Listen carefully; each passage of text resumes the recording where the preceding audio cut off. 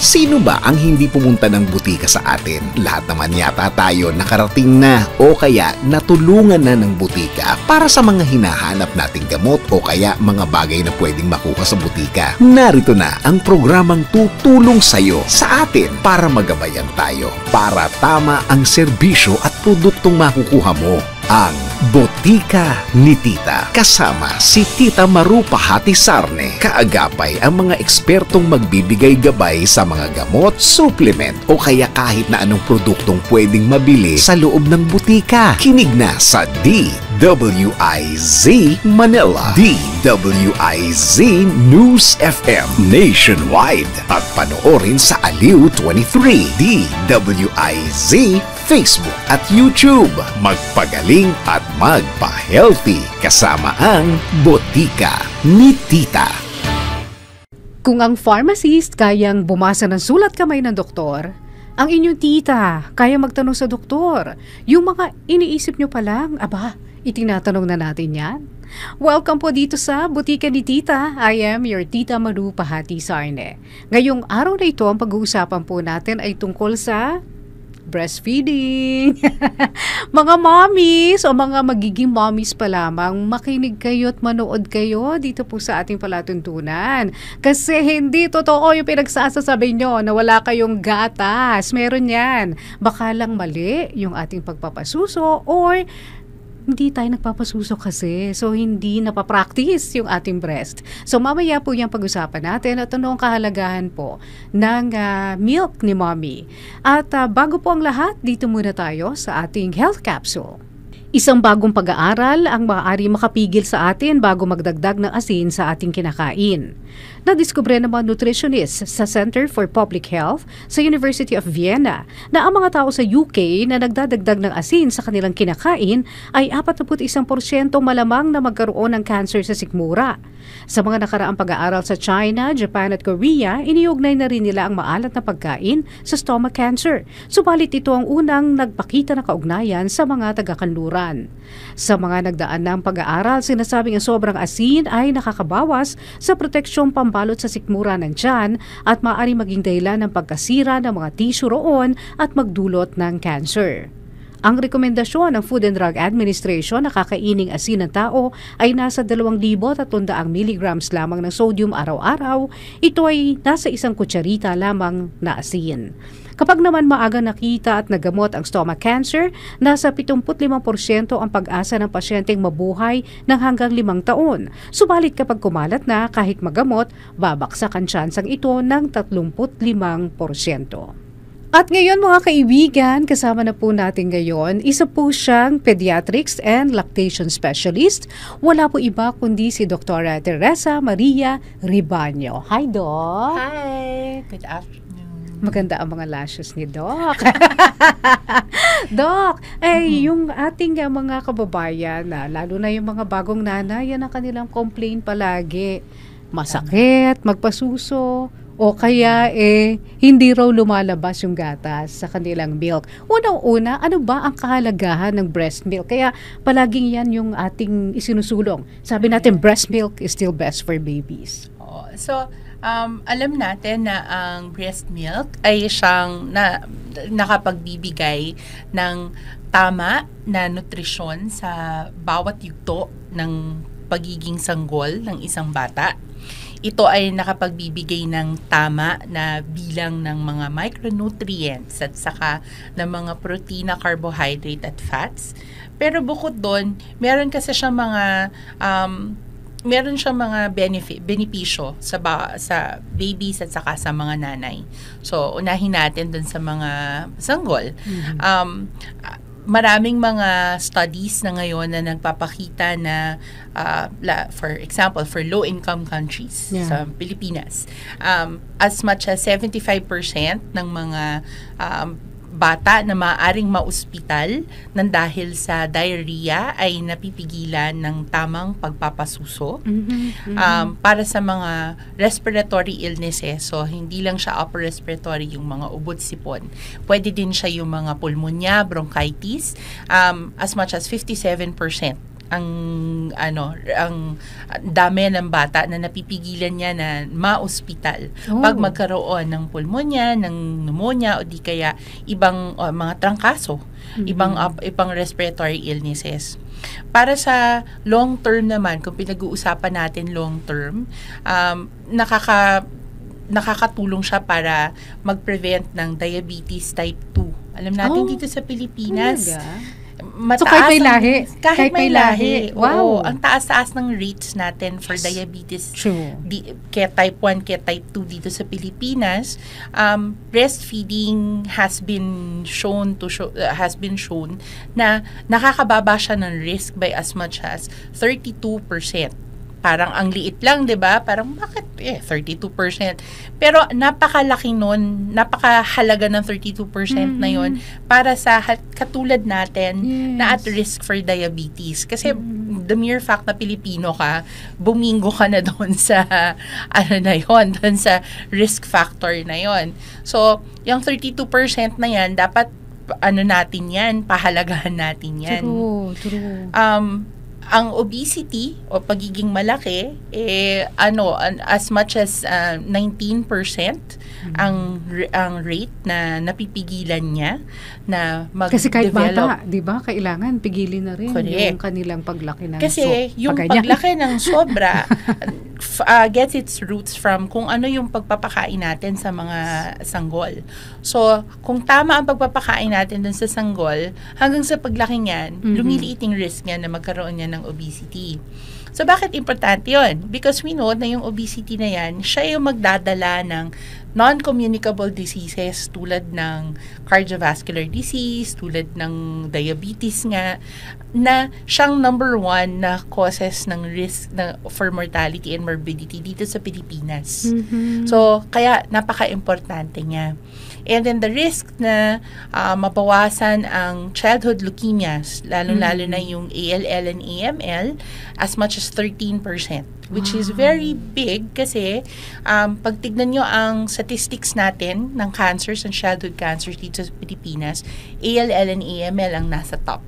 So, talagang importante siya doon for all of those childhood benefits. IQ is a very contentious thing. 2 to 3%.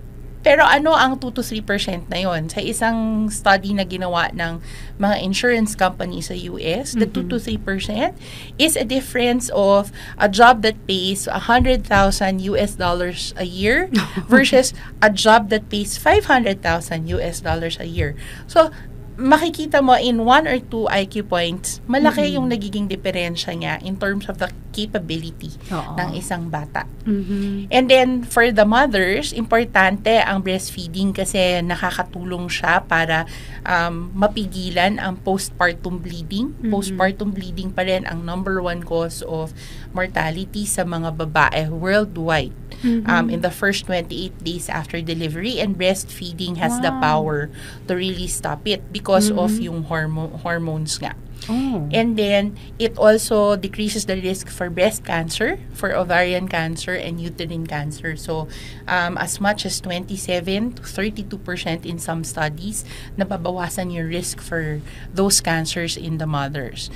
But I think the best benefit of all for both mothers and children is really the bond na nakikreate. Kasi yung bond na nakikreate between the mother and the child, the closeness, ang laki ng tulong nun for the mental health of both the mother and the child and the development of the child. So, there's just some of the benefits. In fact, pero napakarami pala. May benefits pa that extend beyond that na it's very exciting kasi ang daming mga studies ngayon na dumarating na that really show the proof kung ano yung mga benepisyo nun. In fact, pati economic, pati yung mga health. Makakatipid ka sa pagbili ng gatas. In fact, there was a very, very recent, as in 2024 study, gumawa ang Department of Economics ng Australian National University. Okay. And yung advocacy group for milk sa Australia, they made a tool. It's called mothersmilk.org. And if you look at it, it's actually, you can find it online. It's very interesting kasi you key in there kung ilang months ka nag-breastfeed, saang bansa ka nakatira, and then masasabi niya sa'yo magkano yung maximum na matitipid mo for the period of time na nagbe-breastfeed ka. So, teka, I will look at it kasi para accurate ang aking I-google natin. Hindi, I did some screenshots earlier because I wanted to I really wanted to talk about this kasi minsan kasi sinasabi nila, paano naman economics? Paano naman yung economics na yan? Parang imposible daw. Pero alam naman natin talaga na nakakatipid tayo kasi pag umiyak si baby, isang suksok lang ng breast, andyan na. Pwede na siyang kumain. Unlike yung ikaw tatakbo pa doon sa tindahan para bumili. Minsan, ay sobrang mahal na. Minsan, na out of stock pa. Diba? Yan nga mga alternative natin. Pero actually, diba hindi na nga natin masyadong ipinapayo yan, yung alternate sa breast milk.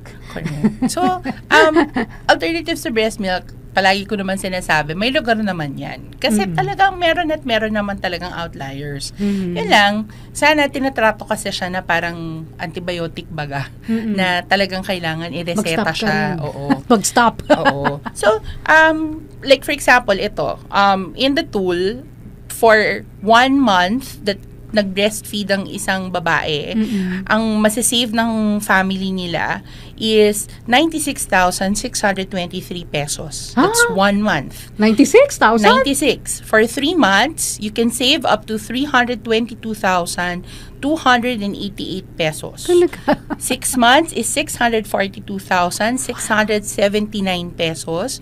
And if you make it all the way to 12 months, you can save as much as 1,146,670. Tapos, diba, ang rekomendasyon namin, eksklusibong pagpapasuso mula 0 hanggang 6 months. And then, from 6 months hanggang 2 years, magkaroon ka ng complimentary na pagkain dun sa Pinggang Pinoy. Ang fina-follow namin. At 24 months, you can save as much as 1,875,195. Yan yung may kasama ng pagkain. Ang masisave, ito yung masisave mo kasi remember na the risks for not breastfeeding include yung mga sakit na pwede magkaroon ng isang sanggol, yung absenteeism nung nanay at tatay dahil kailangan nilang magbantay doon sa bata sa ospital. Yung halimbawa nakabote, yung mga bote, kasi yung mismong bote na bibilhin mo, hindi lang naman isang beses yun. Pag mabasag ni Yaya, di bili ng panibago. Tapos yung mga chupon nung mga boteng yon. So all of that, pati yung kuryente na gagamitin mo, all of that is taken into account.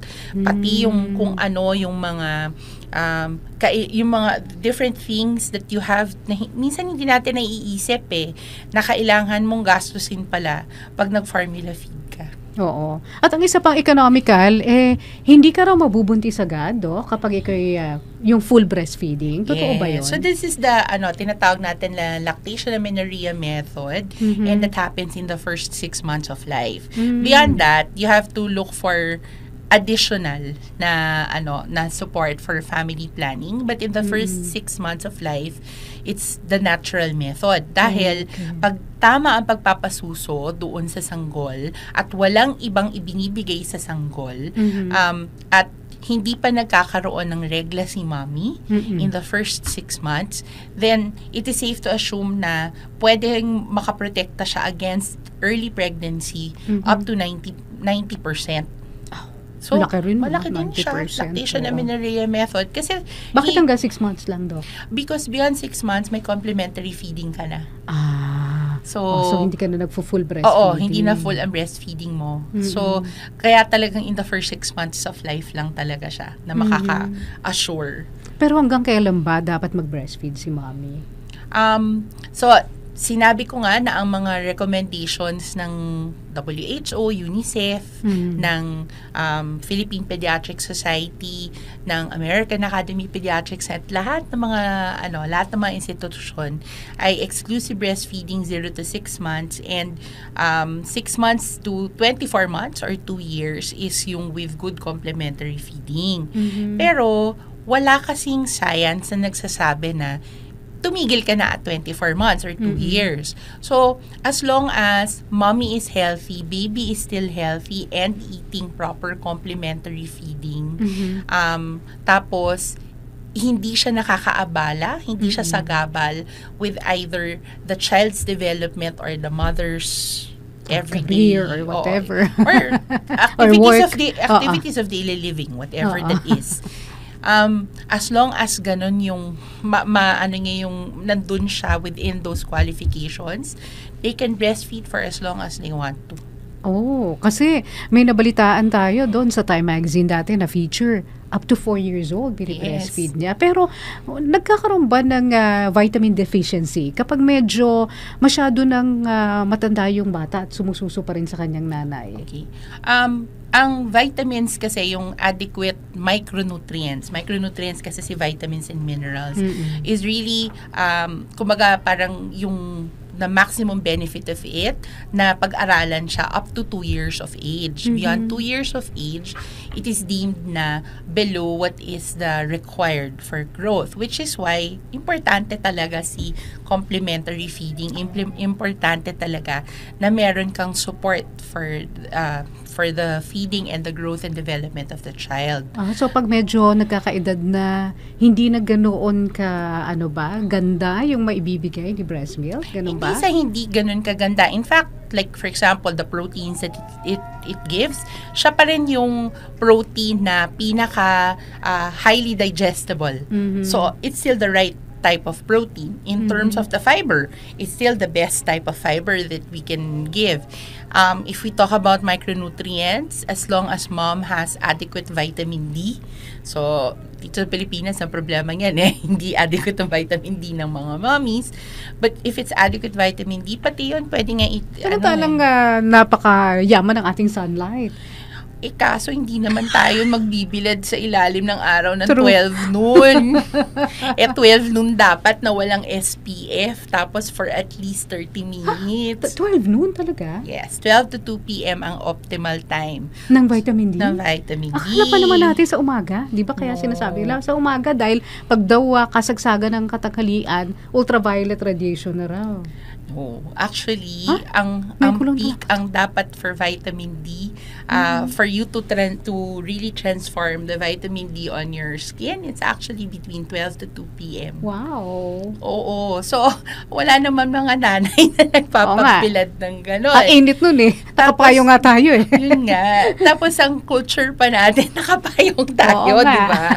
So, talagang, nakakatawa man isipin, pero maraming Pilipino ang vitamin D deficient. Wow! Oo. So, unless mom is taking vitamin D supplementation or nagpapabilad siya sa araw between 12 to 2, then importante talaga na may vitamin D na mapupunta doon sa mga natin, sa mga infants natin through breast milk. Pero yun na nga, kung kulang sa'yo, kulang din ang pupunta kay baby. Lalo, akala natin umaga lang pwede magpa-araw, doon tayo nakakakuha ng vitamin D, yung pala ang maximum nandoon sa 12 to 2. Okay. Oo, pero paano yung ultraviolet radiation nga? Yun yung iniiwasan natin, di ba? So, yun yung, actually, that's the big caveat. Kasi, parang, syempre, we have to balance also because we know that intense na UV radiation exposure can cause naman skin cancers. So, medyo we have to temper it. Not to say na pag mag-sun exposure ka before 12 noon, baliwala naman siya. Hindi naman. Makakatulong pa rin siya. Pero yun nga, it's a reason kung bakit may vitamin D. Wow. Pa rin tayo. Talaga. Insufficiency pa rin. Wow. Anyway, mga kaibigan, mamaya pag-usapan pa natin ang iba pa pong mga dapat nating malaman tungkol sa breast milk at sa pagpapasuso. Paano ba makaka-create ng milk yung mga nagrereklamo na walang lumalabas sa akin? Yan po ay sa pagbabalik ng Botika ni Tita. Para sulit sa gastos at sa kalidad na katulad ng branded, kapag may reseta ang doktor, piliin ang Rhea Generics.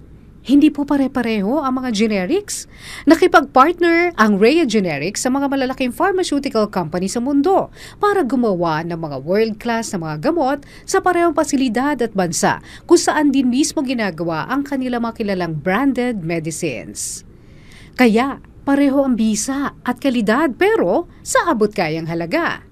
Ang Rhea Generics po ay gawa ng Pfizer, Viatris, Sanofi, GSK, Otsuka, Merck, Fresenius Kabi, AstraZeneca, OEP Philippines, Lundbeck at Boehringer Ingelheim. Magpakonsulta at kapag may reseta ang doktor, piliin ang Rhea Generics. Dalhin lang po ang mga reseta sa Mercury Drug.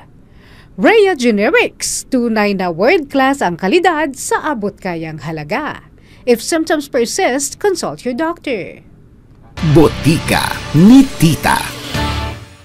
Okay, balik po tayo sa botika ni Tita. At Doc, naku, napaka-interesting naman nung sinabi mo kanina yung tungkol sa vitamin D exposure. Sa sun exposure na makakakuha tayo doon ng vitamin D para maibigay din natin sa ating baby. Correct. Oo, kaya lang ang problema ng ibang nanay, sabi nila, Doc, wala talaga lumalabas sa akin. Bakit ganun? Ito yung importansya kung bakit mapapansin ninyo sa mga lying in clinic at saka sa mga ospital, like sa Fabella for example, or sa Makati Med, sa Ishan, sa mga other tertiary hospitals. East Avenue has it as well. Meron tayong tinatawag na Mother-Baby Friendly Hospital Initiative, at ang ginagawa nito, nagpaplakda ng mga procedures, ng mga steps para mula pa lang sa pagbubuntis ng nanay hanggang sa pagkalabas ng bata ay merong suporta sa bawat yugto para sa breastfeeding. So, syempre, sa buntis na nanay, tamang nutrition, tamang bakuna, tamang care, prenatal care. Yung nutrisyon nagsisimula sa pagbubuntis na madadala ng infant hanggang sa kanyang paglaki. Diba, sinasabi nila, you are what you eat. Yeah. We are actually what our mothers eat. So, kung tama ang nutrisyon, nagsaserve siya na pundasyon, hindi lang para sa health ng bata, pero para sa pagpapasuso.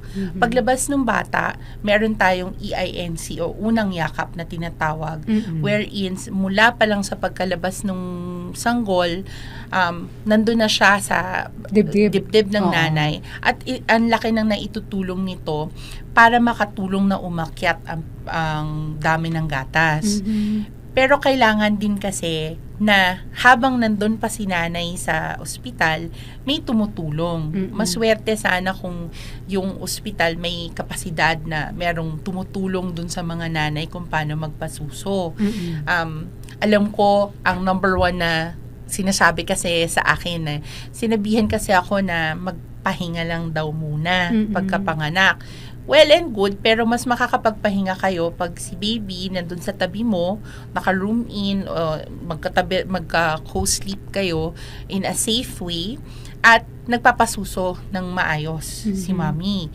So, ang pagpapasuso parang skill yan ay sinasabi ko para kang sumasakay ng bisikleta.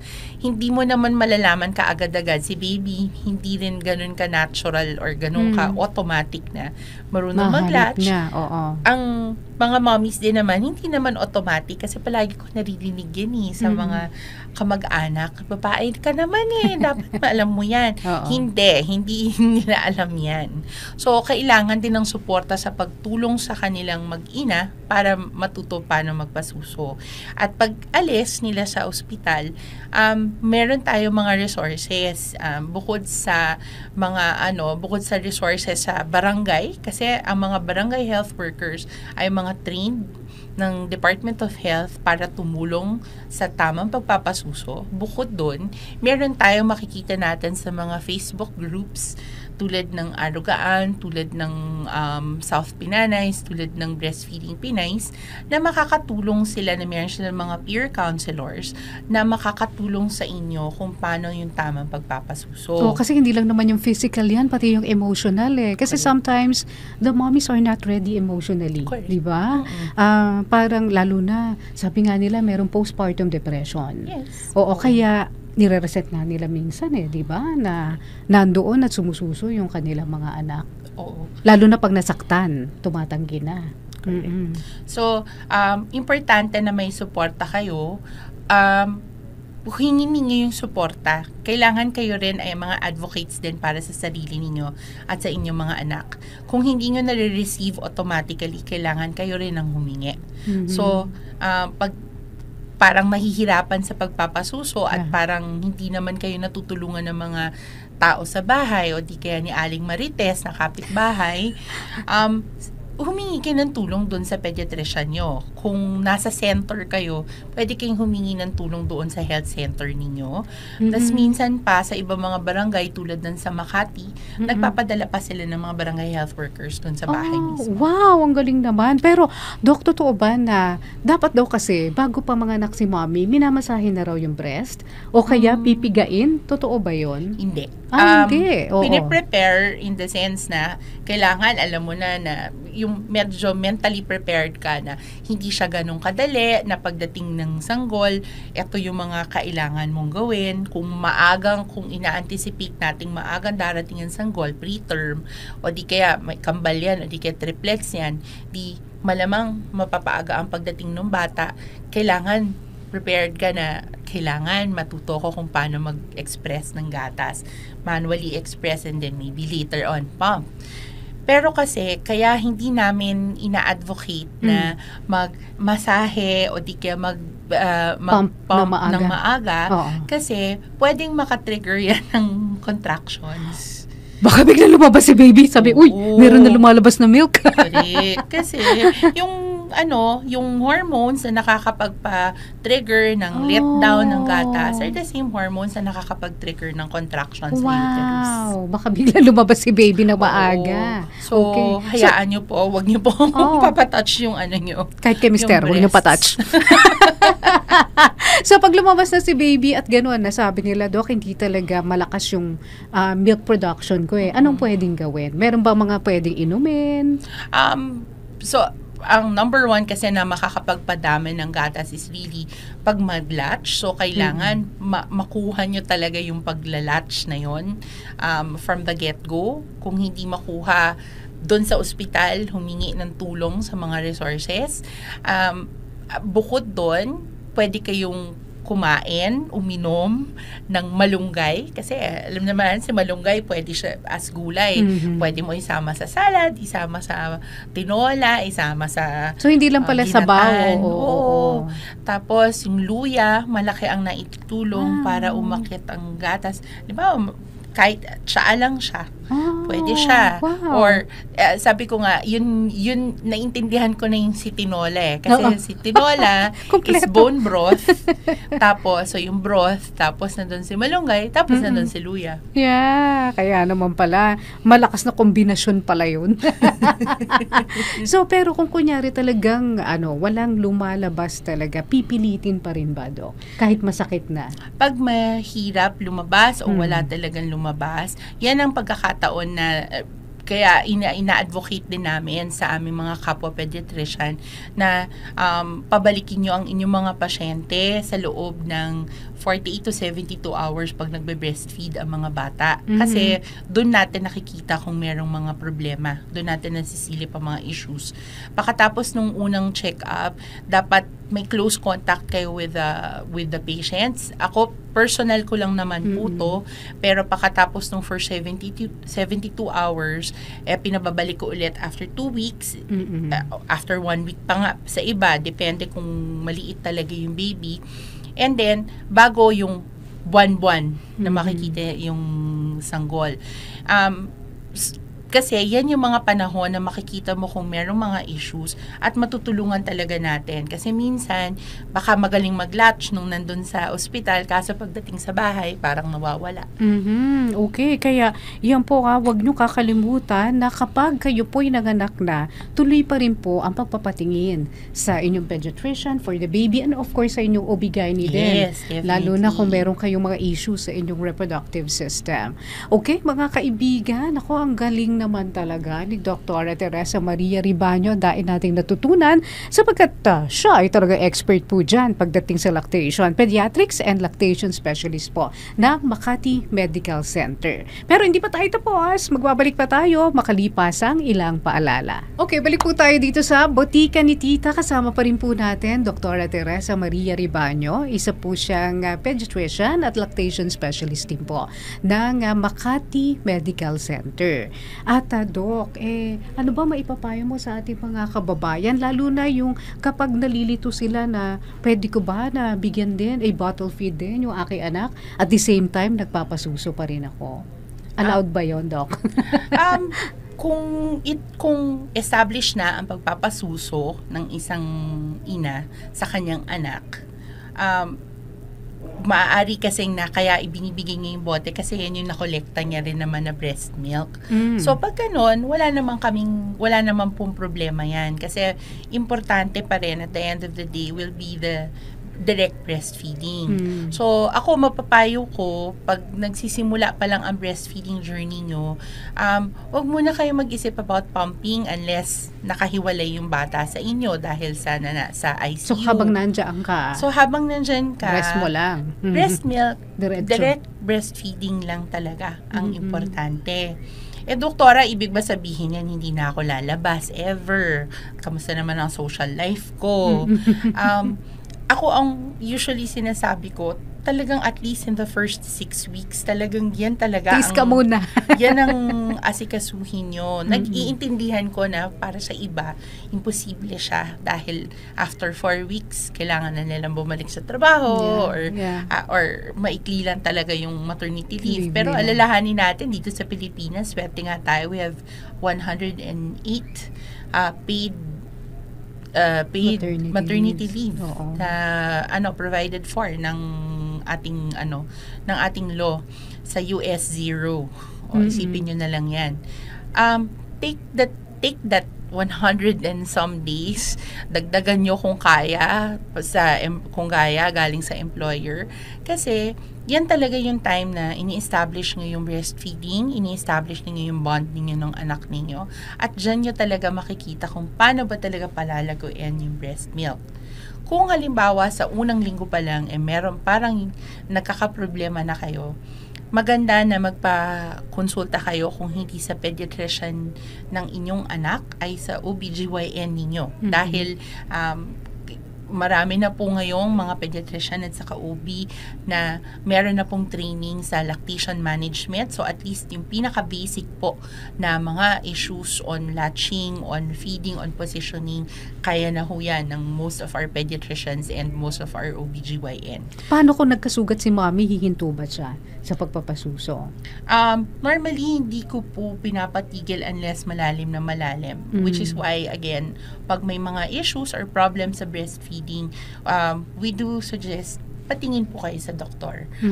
Magpasilip po kayo sa mga doktor, sa mga espesyalista po para po makitang mabuti kasi minsan tinitiis ni mami, ang lalim-lalim na pala ng sugat. So talagang at may infection na siya. Hindi lang siya basta sugat.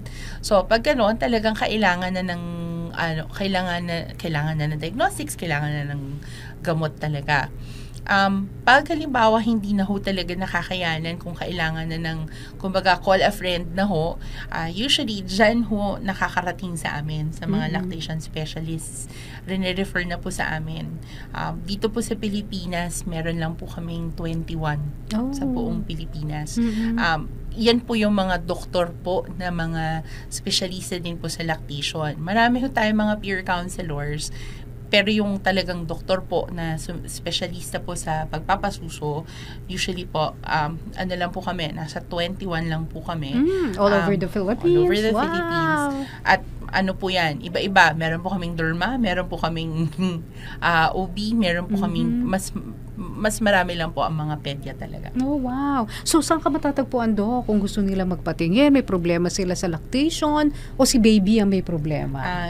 Pwede hong ma-contact ako through Makati Medical Center. Ang trunk line naman po namin ay bukas sa lahat. Nasa 0258 at saka 39. nandun po ang information ko at they can get in touch with me through Makati Medical Center. Ayan, hanapin nyo lang po Dr. Teresa Maria Ribaño. Siya po ay Pediatrics and Lactation Specialist dyan po sa Makati Medical Center. Doc, thank you. Ang dami namin natutunan kahit hindi na ako mami. Kailangan ko pa rin yan kapag naging granny na ako. Kailan kaya yun? Anyway, Doc, thank you so much again. Very welcome po. Maraming salamat. At syempre, salamat din syempre kay Mark Funelas ng Makati Medical Center. Gayon din sa ating executive producer, si Anton. At syempre, sa lahat ng ating mga kasamahan po sa production, nandiyan po si Nino Noval, si James Eden, at lahat po ng ating... Dan ba ang name mo? Dan? Ayun, si Dan, kasama rin natin. Thank you. At sa lahat po ng ating mga kasama sa engineering, sa technical, sa news center, thank you. Ako naman po, ang inyong Tita Maru Pahati Sarne na nagsasabing, basta tama ang reseta, dito lang po kayo ha, sa butika ni Tita. I am your Tita Maru Pahati Sarne. Bye! Sino ba ang hindi pumunta ng butika sa atin? Lahat naman yata tayo nakarating na o kaya natulungan na ng butika para sa mga hinahanap nating gamot o kaya mga bagay na pwedeng makuha sa butika. Narito na ang programang tutulong sa'yo sa atin para magabayan tayo para tama ang serbisyo at produktong makukuha mo. Ang Botika ni Tita. Kasama si Tita Maru Pahati Sarne. Kaagapay ang mga ekspertong magbibigay gabay sa mga gamot, supplement o kaya kahit na anong produktong pwedeng mabili sa loob ng butika. Kinig na sa DWIZ Manila, DWIZ News FM Nationwide at panoorin sa Aliw 23, DWIZ Facebook at YouTube. Magpagaling at magpa-healthy kasama ang Botika ni Tita.